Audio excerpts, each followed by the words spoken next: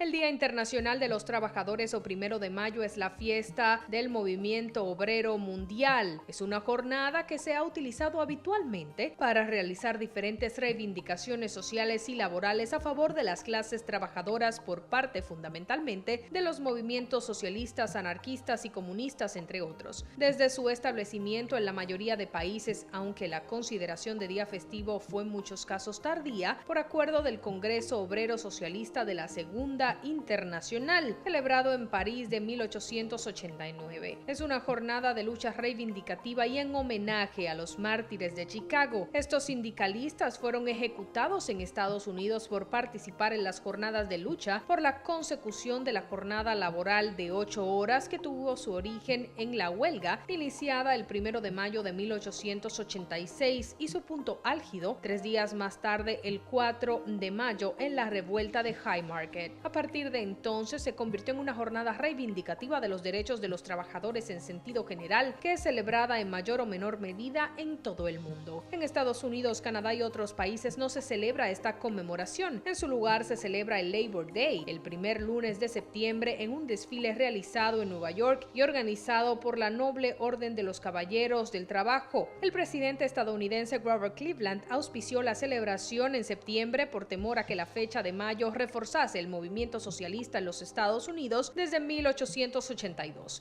Canadá se unió a conmemorar el primer lunes de septiembre en vez del 1 de Mayo a partir de 1894.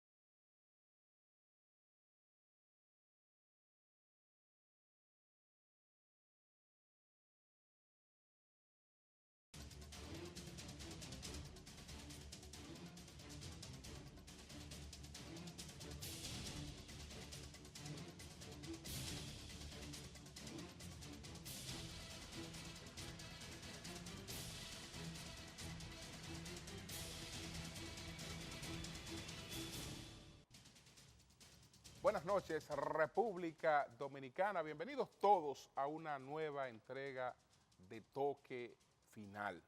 Esta noche, pues, iniciamos con estos acontecimientos luctuosos. Hoy se produjo la muerte de un hermano del distinguido, del popular comunicador Bolívar Valera, el Boli. Su hermano, el hermano Federico Valera, hoy apareció pues muerto de manera repentina, tal vez un evento cardíaco, y esto de inmediato tuvo su impacto porque el programa Más Roberto pues no se transmitió en el día de hoy en duelo por la muerte del hermano de Bolívar Valera. Y entonces ayer se produjo un accidente en Boston y murió un nieto del caballo Johnny Ventura, un hijo de Marisol, que es una de las hijas del caballo Johnny Ventura, su nieto Juan de Dios Enríquez Ventura. Así es que nos unimos tanto a la familia del caballo mayor Johnny Ventura, como a la familia de Bolívar Valera por estas pérdidas tan irreparables, lamentables, gentes muy jóvenes. Por otra parte, quiero agradecer 2 artículos que fueron publicados en el día de ayer en el periódico Hoy y el periódico el Caribe. En el periódico Hoy hubo un escrito del distinguido columnista de ese periódico, don Miguel Pineda López, en el que nos expresa su solidaridad por la situación de la que hemos sido objeto, que es aquel anuncio de una condena a prisión suspendida, luego que en un fallo in voce una magistrada reconoce que no se ha producido difamación. Y esto desde luego ha tenido un gran impacto, tanto en la comunidad jurídica como a nivel de los comunicadores.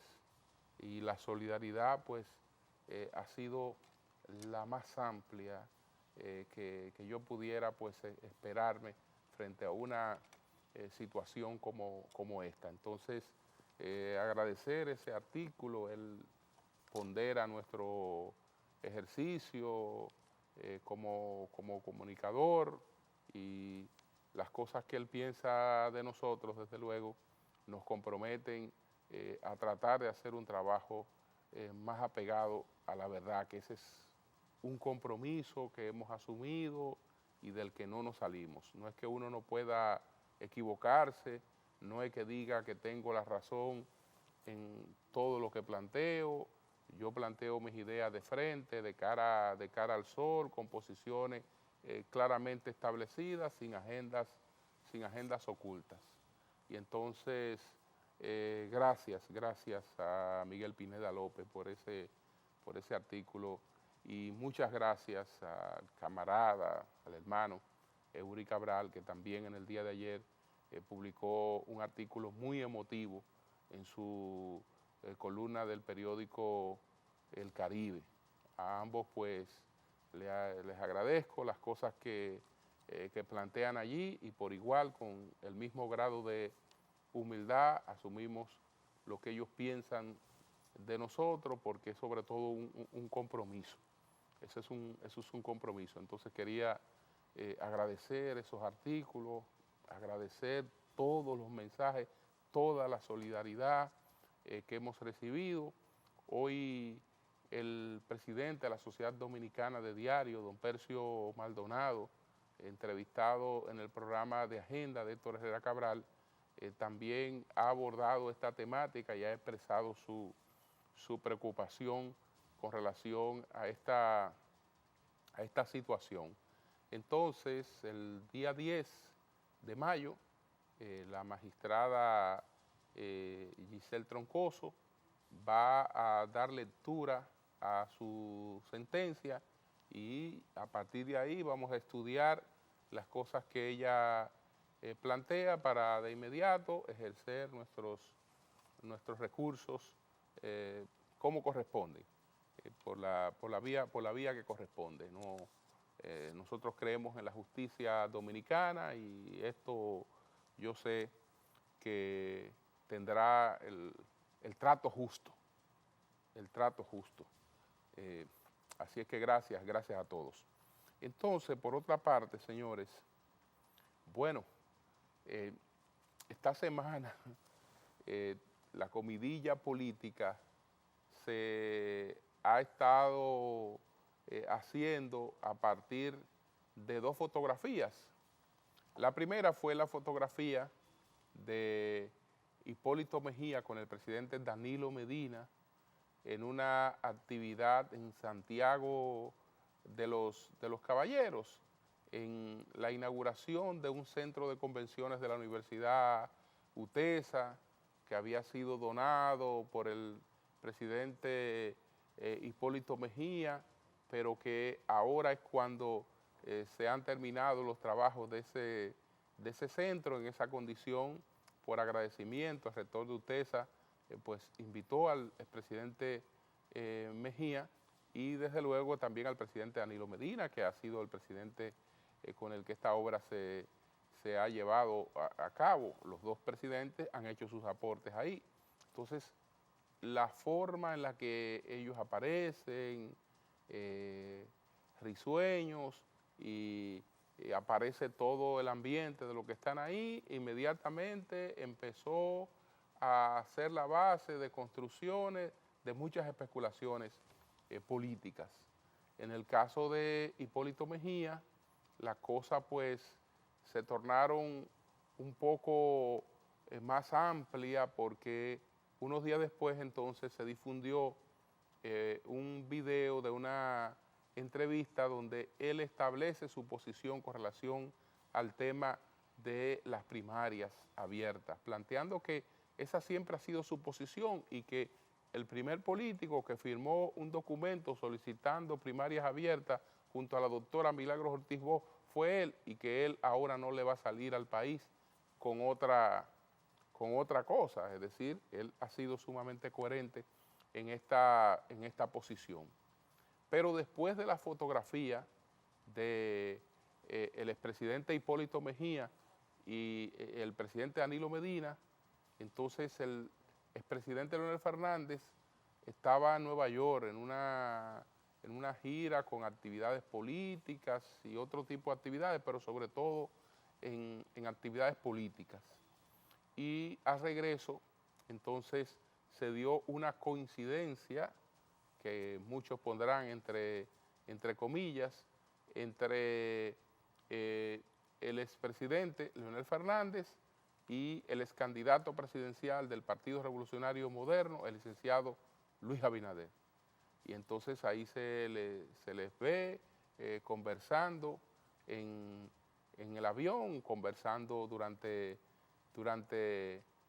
el vuelo, y entonces esto se ve como una respuesta a la fotografía primera entre Hipólito Mejía y Danilo Medina, y también tiene sus lecturas porque aunque no hay constancia de esta situación, gente cercana al presidente Medina, como la diputada Miriam Cabral, que es además miembro del Comité Político del Partido de Liberación Dominicana, esta semana en un debate que se generó en El Sol de la Mañana con José Manuel Hernández Peguero, ella se había referido a una supuesta reunión entre el expresidente Fernández y Luis Abinader, y eso fue antes de que se publicara esa fotografía, de manera que esa fotografía entonces también alimenta mucho más esa versión. Ahora, la ley de partidos ha llegado a la Cámara de Diputados. Aquí vamos a ver qué pasa con esta ley de partidos, qué impacto tiene este pronunciamiento de Hipólito Mejía en una realidad que parece no favorecer, por razones de la correlación de fuerzas, su aprobación en la Cámara de Diputados, pese a que cuenta con la mayoría de los diputados. Esa ley, sin embargo, requiere no una mayoría simple, sino una mayoría especializada, y entonces ahí pueden presentarse dificultades para su aprobación. El presidente de la Junta esta semana dio una información que ha servido de base para la campaña contra esta ley, planteando un presupuesto que nadie sabe de dónde salió, pues sobre el supuesto costo de las primarias, y colocándose en una posición que no es exactamente la que le corresponde al presidente de la Junta Central Electoral, cuando hay un debate político que está dividiendo a las partes. Yo creo que la participación del presidente, independientemente de que tenga su posición institucional, tiene que ser la de diferenciarse como una de las partes. No creo que esto haya sido lo mejor. Pero bueno, señores, vamos a hacer nuestra primera pausa comercial. Al regreso, ¿cuáles fueron los temas, las 10 informaciones de mayor impacto esta semana? Los presentaremos al regreso.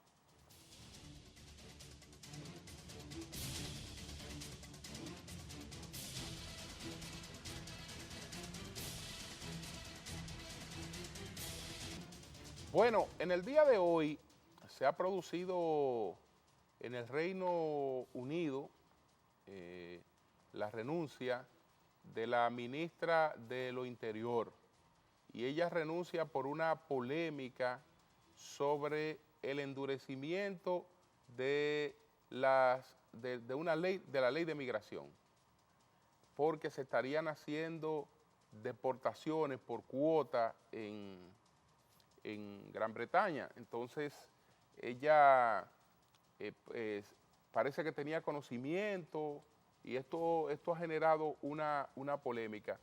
Este ministerio lo ocupó la actual jefa de gobierno de Inglaterra, Theresa May. Entonces, cuando ella estuvo, fue que se endurecieron las regulaciones, y a partir de ahí se está exigiendo que una persona, para poder probar que ha vivido durante mucho tiempo en ese país, tiene que hacerlo con documentos originales. Entonces, algunas personas han estado perdiendo el empleo, pese a estar viviendo por mucho tiempo en el Reino Unido. Otras personas salen de vacaciones a sus respectivos países y después no pueden regresar. Y entonces todo esto se está produciendo por un endurecimiento de las regulaciones migratorias, que el único país del mundo que no tiene derecho a aplicar regulaciones migratorias es la República Dominicana. A Inglaterra nadie la va a llevar a ningún sitio, ni la van a acusar absolutamente de nada por lo que está haciendo.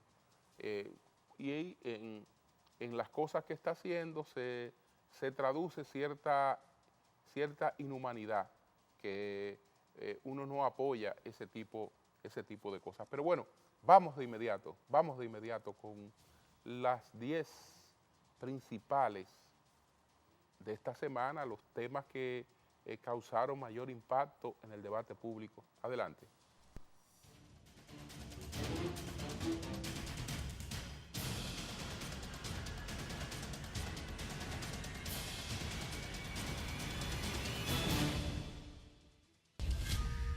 El debate sobre las primarias abiertas o cerradas ha sido largo. Ese debate, aunque envuelve de modo especial a los dos líderes del Partido de la Liberación Dominicana, se ha expandido a todo el sistema político y la sociedad civil.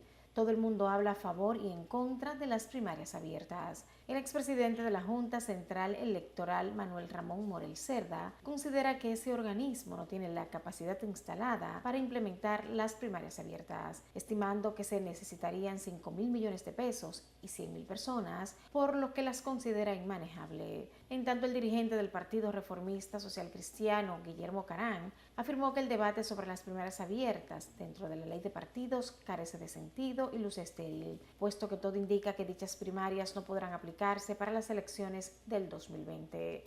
De su lado, el presidente de la Junta Central Electoral, Julio César Castaños Guzmán, advirtió que de convertirse en ley el proyecto de ley de partidos políticos, las elecciones primarias costarían más de 5.000 millones de pesos. Esto equivale a afirmar, agregó, que la Junta Central Electoral organizaría elecciones primarias obligatorias para todos los partidos en noviembre del 2019, elecciones municipales en febrero del 2020 y presidenciales y congresuales en mayo del mismo año, y eventualmente la posibilidad de una segunda vuelta en el nivel presidencial que tendría lugar el último domingo de junio del 2020, lo cual equivaldría a celebrar 4 elecciones entre noviembre de 2019 y junio de 2020.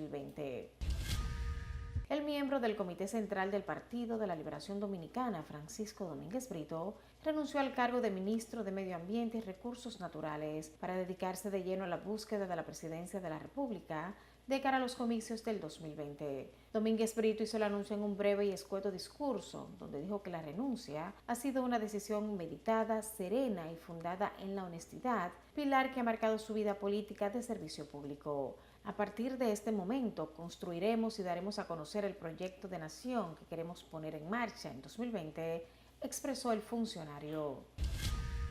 Un recurso de intervención voluntaria fue sometido ante el Tribunal Constitucional, el que se adhiere al requerimiento que busca anular la disposición que impide la reelección presidencial. La instancia fue depositada por el abogado José Sánchez Lebrón, quien considera ilegal la disposición transitoria establecida en el capítulo 2 de la Constitución de la República sobre la reelección. Con el recurso, Sánchez Lebrón pretende demostrar que para los fines que fue establecido ese transitorio no es coherente con lo que debe normar, ya que se trata de un asunto coyuntural y en su contexto estas son disposiciones auxiliares para delimitar inicios y vigencia.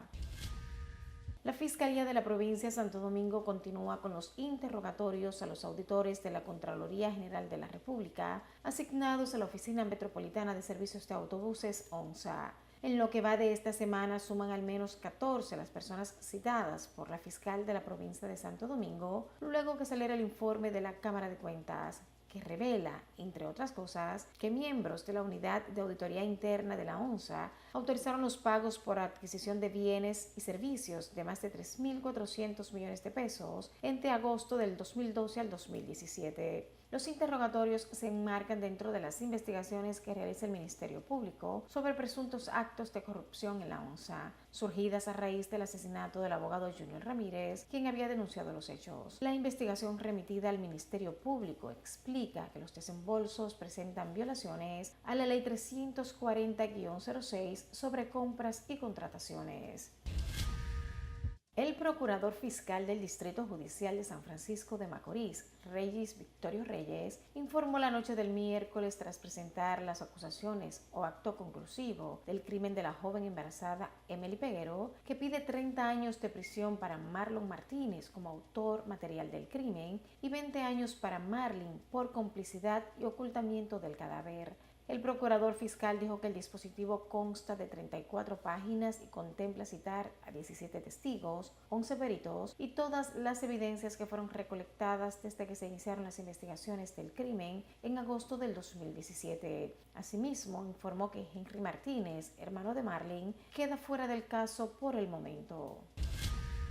El consultor jurídico del Poder Ejecutivo, Flavio Darío Espinal, garantizó que el Estado Dominicano va a defenderse de manera firme, categórica y jurídicamente rigurosa frente a las demandas que le hagan en arbitraje internacional. Espinal habló en esos términos al referirse a la demanda contra el Estado Dominicano interpuesta por la JUN, empresa que administraba el vertedero de Duquesa en Santo Domingo Norte, por $300 millones. El consultor recordó que contra la JUN hubo una decisión del Tribunal Superior Administrativo que le quitó la administración del vertedero por razones que tienen que ver con la salud pública, el medio ambiente e impacto negativo a la comunidad. En el caso de Odebrecht, el consultor jurídico del Poder Ejecutivo aseguró que el gobierno tiene como objetivo terminar la construcción de la planta Punta Catalina porque bajo ningún concepto tendría sentido paralizar esa obra, dado los esfuerzos que se han hecho y los recursos que se han invertido para terminarla. Odebrecht realizó el sometimiento del país en la Corte Internacional de Nueva York. Las muertes de 2 recién nacidos la pasada semana y de otros 2 en el Hospital Regional Jaime Mota de Barahona mantiene inquieta a la comunidad, que rumora que se trata de un virus que afecta al área de neonatología del centro asistencial. Sin embargo, las autoridades del hospital niegan la versión y atribuyen los fallecimientos a que los niños nacieron prematuros y eso los convirtió en vulnerables por los riesgos que implica esa condición. Mientras el Servicio Nacional de Salud informó que de acuerdo al reporte oficial del Hospital Jaime Mota de Barahona, en la guardia del 25 al 26 de abril se produjeron 3 fallecimientos de recién nacidos y descarta que fueran por bacterias adquiridas en ese centro. La presidenta de la región de Madrid, Cristina Cifuentes, del Partido Popular, renunció a su cargo un mes después de que surgiera un escándalo de un máster universitario que no pudo probar y de la acusación de que en 2011 hurtó unas cremas cosméticas en un supermercado. El video en el que se ve a Cifuentes abrir su bolsa a instancias de un vigilante de seguridad de un supermercado ha sido la puntilla para una política cuyo futuro ya era oscuro desde hace semanas y que a principios de mayo debía someterse a una moción de censura que probablemente hubiera supuesto su salida de la presidencia de una rica región de 6.4 millones de habitantes. Cifuentes, al anunciar su dimisión, no se refirió en ningún momento al caso del máster, aunque sea el acoso que ha sufrido mañana, tarde y noche por tierra, mar y aire. El presidente de Nicaragua, Daniel Ortega, fue denunciado ante la Fiscalía Local por la muerte de al menos 38 personas durante las protestas masivas contra el gobierno durante las últimas 2 semanas. La mayoría de víctimas murieron al recibir disparos en la cabeza, cuello y pecho, lo que da pie para pensar que se trató de ejecuciones. Entre los fallecidos se encuentran 22 estudiantes, 2 policías, un periodista mientras transmitía en vivo por Facebook Live y 5 jóvenes que salían de su trabajo. Las protestas contra Ortega iniciaron hace más de 8 días en reclamo por medidas de seguridad social que elevaban las cuotas, reducían las pensiones y establecían la cotización perpetua, que no mermaron el domingo cuando el presidente se retractó. A pesar de que las represiones del presidente de Nicaragua disminuyeron el lunes, ahora la población exige su renuncia porque lo consideran represivo, corrupto, violador de los derechos humanos y las libertades públicas.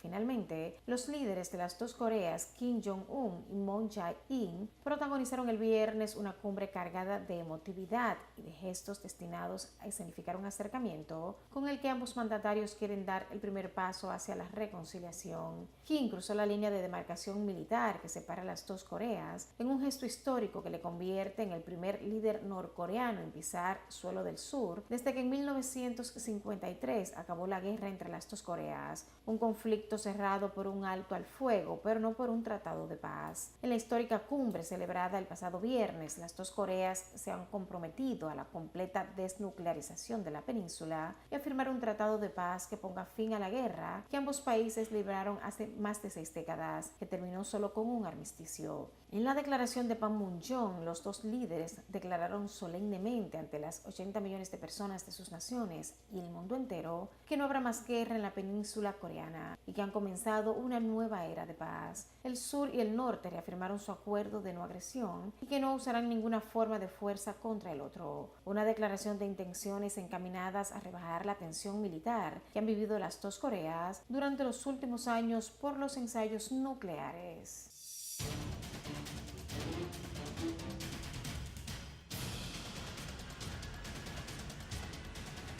Bien, señores, vamos a hacer una pausa comercial y entonces retornamos en breve con el enfoque de la semana y las 3 preguntas.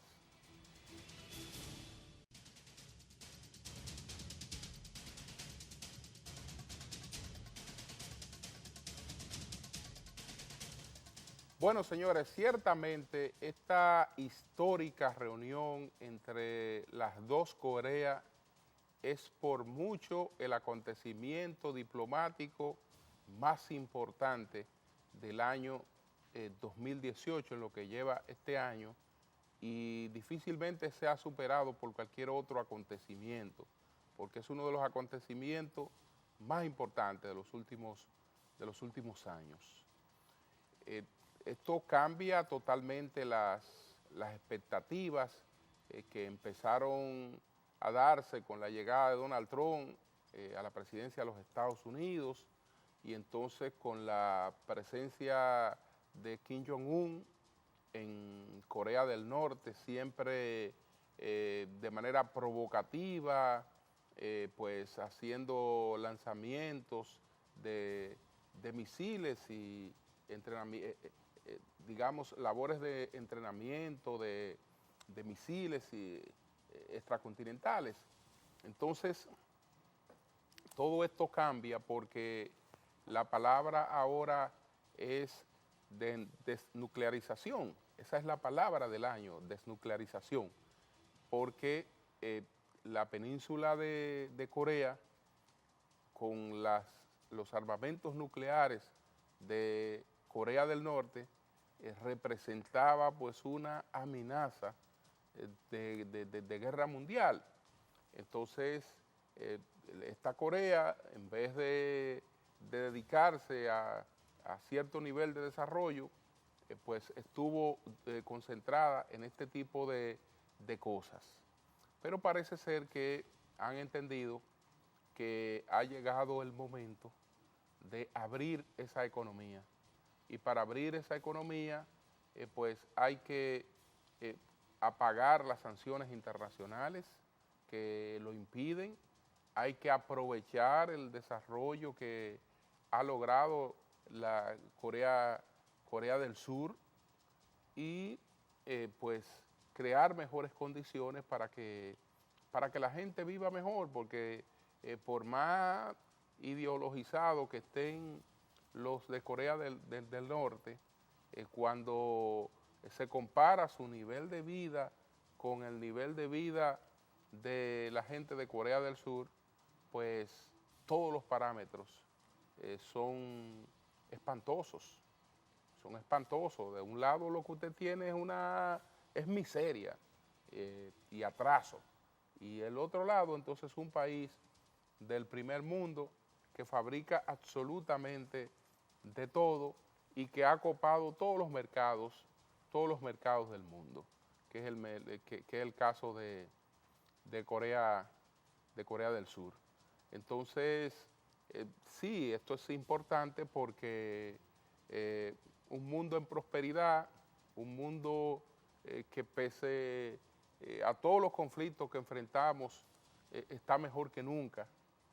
Un mundo en el que el fenómeno de la pobreza se ha ido venciendo en gran medida, un mundo en el que no hay hambruna, pues el único peligro que podía presentarse era el de una guerra mundial, porque ya ni siquiera con el desarrollo de la ciencia y de la tecnología, grandes epidemias, la última gran amenaza sanitaria que hubo fue la del ébola, y ya con el desarrollo tecnológico, pues se pudo rápidamente evitar que eso se convirtiera en una tragedia como ocurrió cuando la ciencia no tenía esa capacidad de respuesta y cualquier nueva enfermedad pues tenía un impacto extraordinario en la cantidad de muertos que causaba y todos los estragos. Entonces, esas son cosas que el mundo la ha superado, y uno de sus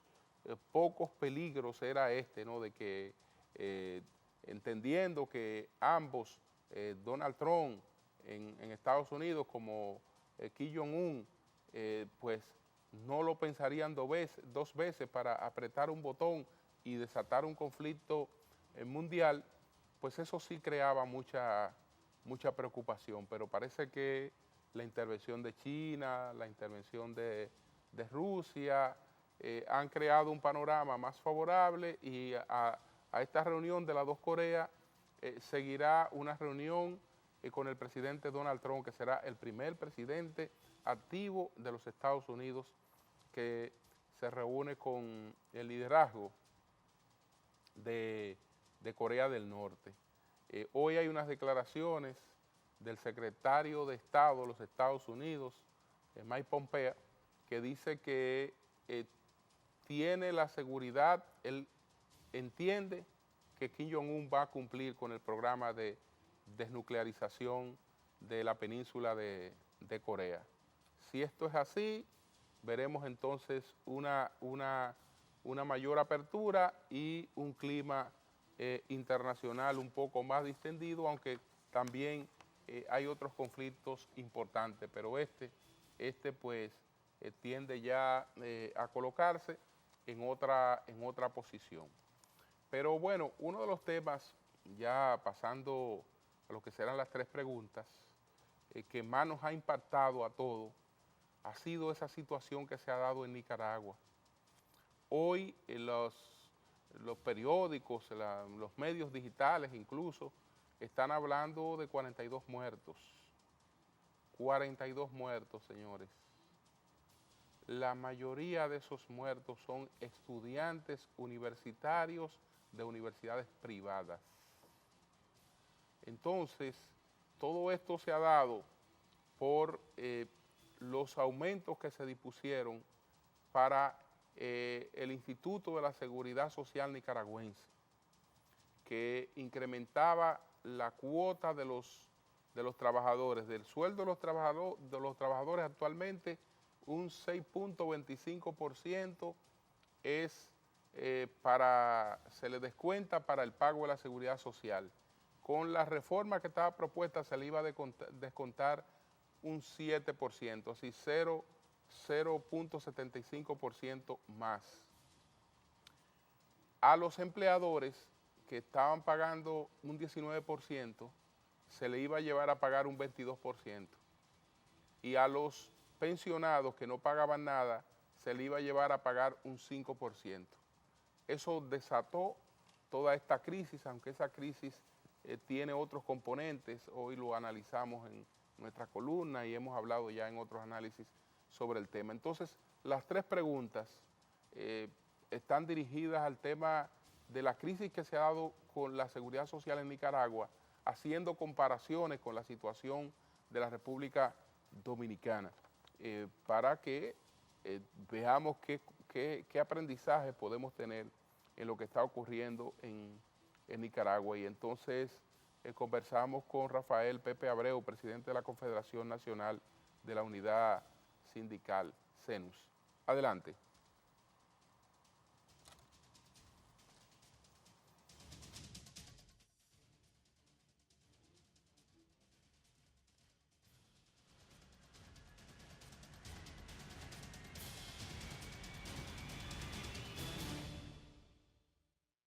¿Cuál es su valoración sobre la poblada que se ha originado en Nicaragua por la resolución que incrementaba los aportes de las empresas a los trabajadores y de los pensionados?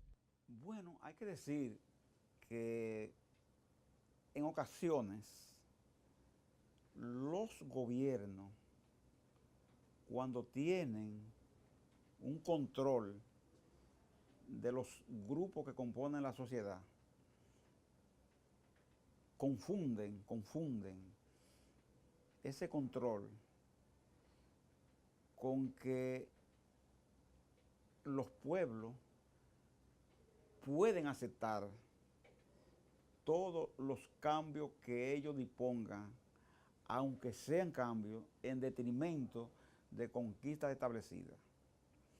Usted, por ejemplo, de repente subirle las cotizaciones a la persona a nivel de salud, a nivel del sistema previsional, y hacerlo al mismo tiempo con las empresas, con los trabajadores, extender entonces el monto de aporte a los pensionados que antes no pagaban, y además encima de eso pretender extender la edad de jubilación, provocó una reacción de esa población nicaragüense que por años estuvo pasiva e incluso aceptando la política que el Frente Sandinista venía aplicando, independientemente de que no estuviera conforme con todo lo que el Frente Sandinista aplicaba. En términos comparativos con la República Dominicana, ¿cuál es la diferencia entre los aportes que hacen aquí las empresas, los trabajadores y los pensionados? Fíjese que hay una diferencia que me llamó la atención porque el señor Campo de Moya, que es un empresario que dirige la Asociación de Industria del país, hizo una comparación entre la situación de aquí y la de Nicaragua, porque aquí se está planteando también reforma a la seguridad social.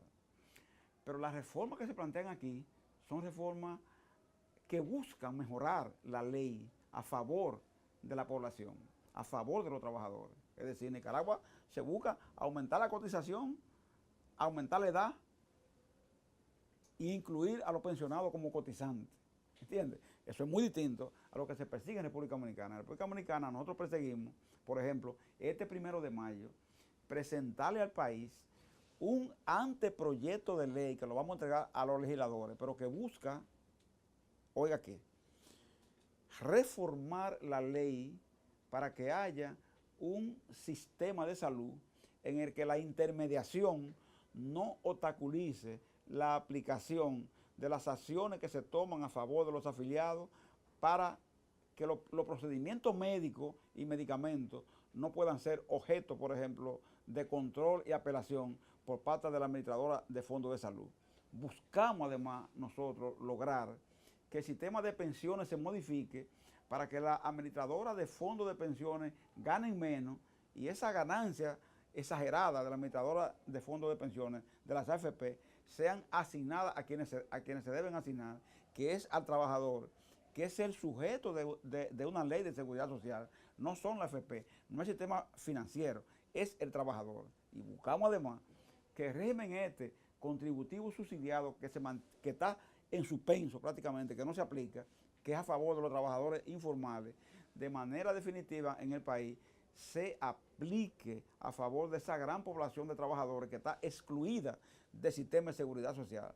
Que a los pensionados y jubilados se les incluya en el sistema de salud, que no se les excluya. ¿A cuánto asciende los fondos de pensiones en República Dominicana y cuál debería ser su uso reproductivo? Hay que decir que aquí hablamos de 500.000 millones de pesos, que para un país como República Dominicana es mucho dinero. Es el ahorro principal de este país en este momento, ese aporte de los trabajadores. Y hay que decir que eso está básicamente concentrado en certificaciones del Banco Central y de bonos de Hacienda. Estos fondos van a servir para que en el país se creen más fuentes de trabajo vía las empresas. Entonces hay que tener cuidado con eso, porque hay que recordar qué ha pasado en el país donde ese sistema se generó, que fue la República de Chile, en el gobierno de Augusto Pinochet, en el 1973. Mediante una dictadura, por supuesto, se dispuso la instauración de lo que se llamó el régimen de capitalización individual, que es el que existe en República Dominicana y otros países. En Chile, mientras se estuvo cotizando, como estamos aquí en esa etapa, de cotizar nada más, de aportar nada más, todo estuvo bien. Cuando llegó la hora de que la gente comenzó a cumplir los 60 años, y fue a buscar entonces sus pensiones, se encontraron con que a muchos lo que le tocaba era una pensión mínima y con que a otros no le tocaba pensión porque no acumularon y a otros le tocaba una pensión pero con una tasa de reemplazo de aproximadamente un 22% o un 26%. Consecuencia, en Chile hubo protestas de comunales, grandes movilizaciones como consecuencia de eso. Aquí en el país estamos en condiciones de evitar que eso pase. Porque aquí estamos todavía a que los primeros pensionados, que son ustedes los jóvenes de hoy, reciban la pensión a partir del año 2028, de ese sistema, 2028. Otro a partir del año 2033. Entonces, como estamos a tiempo, nosotros queremos que ahora los legisladores, el gobierno, el Poder Ejecutivo, se pongan en coordinación y hagamos el ajuste o los ajustes que esa ley requiere, porque no debemos lamentarnos cuando el momento llegue. Aunque no estemos aquí, nosotros, otros estarán, ustedes estarán. Entonces, nosotros tenemos que evitarle esa situación a las generaciones del futuro, para que no vivan como pensionados, con la situación que viven los pensionados de hoy, que reciben pensiones de 5.117 pesos. Y cuando usted...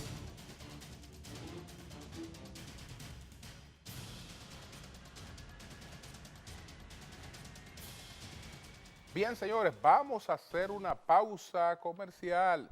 A regreso, pues, tenemos la visita sorpresa del presidente Medina, que el presidente Medina no se toma estos feriados de fines de semana largos, sino que continúa con su agenda de trabajo. Hoy estuvo en la visita sorpresa, que tiene que ser como la 204, ya veremos en breve.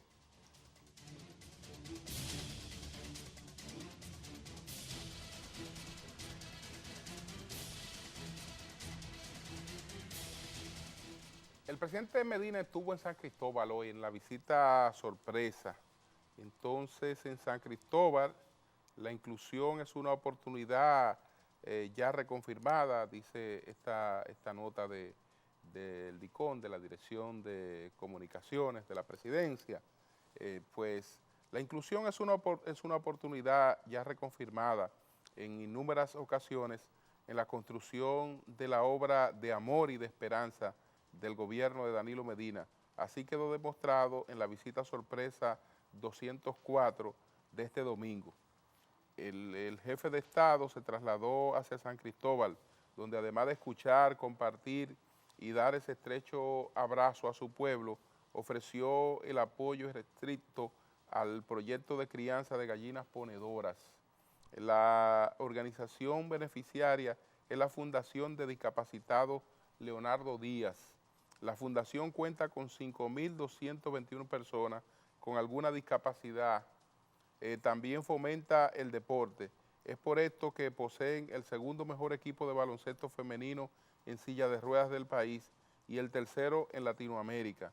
También encontraron apoyo para el proyecto textil, donde van a trabajar 100 personas especializadas en la fabricación de mosquiteros, uniformes, sábanas y un total de 315 personas en 2 proyectos. Van a trabajar personas con discapacidad o un familiar. Si la persona con discapacidad no puede hacerlo, cuando se trate de una discapacidad muy severa, es un proyecto anhelado, que es un proyecto que está desde hace 10 años, o por lo menos el deseo de que se dé. El presidente Danilo Medina los felicitó por la iniciativa, dijo refiriéndose a Leonardo Díaz de la entidad beneficiaria: hay que tener un gran corazón para dedicarse a esto. De antemano te digo que cuenten con el apoyo del gobierno para que puedan seguir adelante. Dijo que tenía plena conciencia de lo que significaba para que puedan llevar una vida digna para sus familias. Expresó que estadísticamente está comprobado que las familias que tienen alguna persona con discapacidad tienen más posibilidades de vivir y de morir en la pobreza. Y lo que quiero es felicitar a Leonardo porque está trabajando para que estas familias salgan de la pobreza, dijo el presidente Danilo Medina en esta visita sorpresa, que es la número 204 y fue hoy en San Cristóbal. Entonces, señores, vamos a hacer una pausa y tenemos otras informaciones importantes.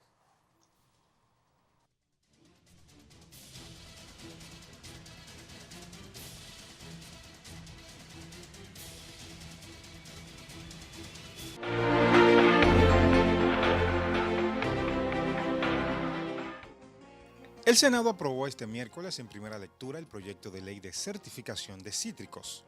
Esta ley tiene por objeto establecer la regulación fitosanitaria para la propagación, comercialización y movilización de material propagativo de cítricos. También fue aprobado en única lectura el acuerdo entre el país y la República de Turquía en el campo de turismo. Además, un acuerdo de cooperación entre el país y la República de Honduras. Aprobado. Mientras, la Comisión de Asuntos Energéticos visitó las instalaciones del proyecto de Punta Catalina, donde realizaron un recorrido por la central termoeléctrica. En otra información, el vicepresidente del Senado y autor del proyecto de ley que dispone la regulación a los servicios telefónicos, Dionis Sánchez, visitó la Fundación Institucionalidad y Justicia para entregar una copia de la iniciativa que busca transparentar los servicios que prestan las telefónicas y modernizar la ley vigente. Esta semana se reunieron las comisiones de Cultura, de Salud Pública y la de Asuntos de Familia y Equidad de Género. El senador Adriano Sánchez Roa analizó junto con profesionales de la agronomía el proyecto de ley general del sector agropecuario y el desarrollo rural. El vicepresidente del Senado, Dionis Sánchez, por disposición del presidente Reinaldo Pared Pérez, recibió al Pleno de la Cámara de Cuentas que le hizo entrega de la ejecución del Presupuesto General del Estado de 2017 en cumplimiento del mandato constitucional establecido en el artículo 250 de la Carta Magna. También esta semana el presidente del Senado, Reinaldo Pared Pérez, recibió los uniformes para la Liga de Baloncesto del Senado. En el marco del programa de visitas guiadas que desarrolla la Cámara Alta, fueron recibidos estudiantes de distintos puntos del país, quienes fueron instruidos sobre el uso correcto de los símbolos patrios y las funciones del primer poder del Estado. Concluimos este resumen con imágenes del agasajo que realizó el Senado a las secretarias en su día.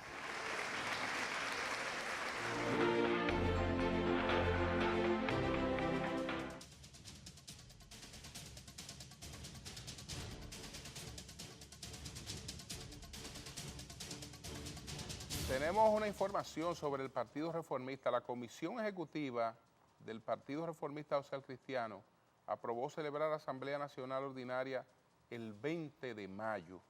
La Comisión Ejecutiva del Partido Reformista Social Cristiano, PRCC, aprobó este domingo celebrar el 20 de mayo próximo la Asamblea Nacional Ordinaria para elegir a las nuevas autoridades de esa organización. En una masiva reunión celebrada en la sede principal del PRCC, también se acordó que la Asamblea Nacional Ordinaria sea celebrada en el Coliseo de Boxeo Carlos Teo Cruz de la capital a las 10 de la mañana mediante la modalidad de asamblea de delegados. El presidente de la organización, ingeniero Federico Antumballe Quique, y el secretario general Ramón Rogelio Genao explicaron que otras de las decisiones fue sugerir a la Asamblea Nacional que la elección de las autoridades se realice mediante el sistema de planchas o plurinominal y utilizando la forma de votación ordinaria que es levantando la mano. Los más de 490 miembros de la Comisión Ejecutiva que asistieron a la reunión, que se inició poco después de las 11 de la mañana, también designaron la comisión organizadora de la Asamblea Nacional Ordinaria. La comisión organizadora quedó integrada por Manuel Olivero como presidente, Sergio Cedeño secretario, Tácito Perdomo, Luis Manuel Díaz, Ana Jacqueline Peña y Rafael Papito Cruz, así como los titulares de la Secretaría General, de la Secretaría de Organización y la Secretaría de Asuntos Electorales con sus respectivos suplentes en caso de que los titulares decidan aspirar a cargo en la dirección del partido. Eso es lo que tiene que ver con relación al Partido Reformista Social Cristiano. Por otra parte, el Concilio de Iglesias Cristianas, este concilio que se llama Rehoboth National International, entregó una placa de reconocimiento al director del Instituto de Estabilización de Precios INESPRE, Jorge Zorrilla Osuna, por su destacada y filantrópica labor a favor de las comunidades más necesitadas. Zorrilla fue reconocido en el marco de la 48 Convención Nacional en la República Dominicana de Ruta de Fe, celebrada durante el fin de semana en el Salón de Eventos de la sede de las Iglesias Cristianas Rehoboth, en el kilómetro 15 de Montecristi. Bueno, señores, nosotros hemos llegado al final de esta entrega de Toque Final. Los que están pues en el feriado, buen regreso en el día de mañana y un sueño reparador para todos ustedes. El próximo domingo, si Dios lo permite, aquí estamos nosotros que no podemos tomarnos estos fines de semana largos.